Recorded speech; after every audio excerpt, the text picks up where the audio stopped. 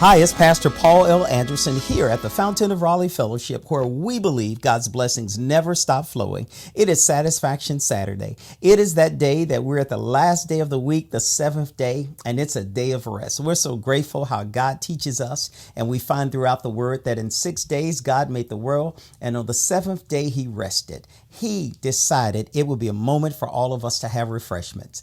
I hope you know that you can be satisfied in knowing God promised He'll do it, and you can count on it.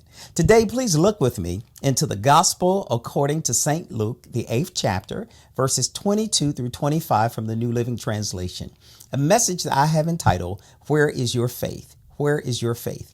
Our text finds itself that one day Jesus said to his disciples, let's cross to the other side of the lake. So they got into a boat and started out. Oh, what a powerful text. Jesus is always taking his disciples places. You know, that gives us a great analogy for us to understand that whenever we're present with Jesus, whenever we are following him, he will take us places. Jesus took his disciples places where they thought they would never go. Jesus took his disciples to the other side of the lake. But not only did he take them to the other side of the lake, he took them to a place where they would have to use their faith. It is amazing how God always has a work for us to do. Jesus takes his disciples with him on the other side of the lake. It is important for us to acknowledge that because the first thing they do is that they get into the boat with him. When you and I get in the boat with Jesus, we know everything is going to be fine. Doesn't matter what happens. Doesn't matter how far we have to go. If Jesus is in the boat, you got the real captain because he's the captain of the ship and he knows exactly what the course is. Secondly, we see they sailed across. Jesus settled down for a nap. Now, can't you just see it? They get in the boat. Jesus settled down for a nap. And as he's taking a nap, something happens. Thirdly, we see Jesus is resting. His disciples are looking at the climate. They're looking at the clouds. They see a storm is coming. All of a sudden, a fierce storm comes on the lake. The boat was filling with water and they were in real danger. We see that the disciples are fearful and they are in the boat with Jesus and there's water getting in their boat. I think they must have forgotten. They had to have forgotten that Jesus walked on water. You remember when he told Peter, Peter, come on, because Peter wanted to do what Jesus was doing. Now, this is the same man that's walking on water. You think water on the boat or water in the boat is going to cause him to have fear? Remember, he's on top of it all. That's a good lesson for all of us to know that Jesus is on top of whatever our situation is. We see that water is filling in the boat and they notice the real danger. The disciples woke him up saying, Master, Master, we're going to drown. It's amazing to see they panic. And in their panic, they're saying, Jesus, wake up. How can you sleep in the midst of this? You know, it's good to know that Jesus is always on top of things and nothing can happen that he doesn't have full control of. Even when the weather comes up, Jesus is over the weather. Notice, they asked him, Jesus, why don't you wake up? Can't you see there's a storm?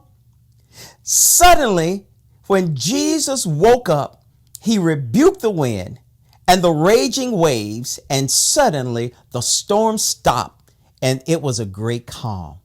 It lets us see that whenever Jesus speaks, there's a great calm. My brothers and sisters, whatever's going on in your life, why don't you ask Jesus the question, what's happening? He'll speak to it and it'll be a great calm. The storm might be raging, but he'll put a calm in your spirit. You might find yourself realizing that the storm has stopped and there's a calm in your spirit because Jesus has that kind of power. He can work any way he wants to. Then after Jesus speaks to all of that and he brings calm, then he asks his disciples this question, where is your faith? The disciples were terrified and they said to themselves, and they said out loud, who is this man? They asked each other, when he gives a command, even the wind and the waves obey his will. Oh, my brothers and sisters, that's a great lesson for all of us to understand. It doesn't matter what seems to be raging in your life. When Jesus speaks, everything else has to obey his voice. Why don't you and I obey the voice of Jesus and hear what he has to say? Remember, in this year of 2022, you are exceedingly and abundantly blessed because God has a blessing in store for you. And I'll see you on tomorrow in worship. God bless you and heaven smile upon you. To sow a seed to the Fountain of Raleigh Fellowship, visit our newly redesigned website, thefountainofraleigh.org, and select Sow a Seed from the homepage. Also, giving has been made easier with the new Fountain of Raleigh app, available now in the Apple App Store and Google Play Store. Download today, select Giving from the main menu, and then follow the directions to complete your giving through Subsplash. Thank you so very much for all of your gifts and donations that you've given to the Fountain of Raleigh Fellowship. We thank you for what you've done in the past, what you're currently doing, and what you will do in the future. Your gifts and donations helps us to spread the gospel of Jesus Christ, not only locally, but throughout the world. Thank you again for your gifts, and may God continue to richly bless you. It is here at the Fountain that we believe that we are exceedingly and abundantly blessed, and may you receive those blessings that God has in store for you.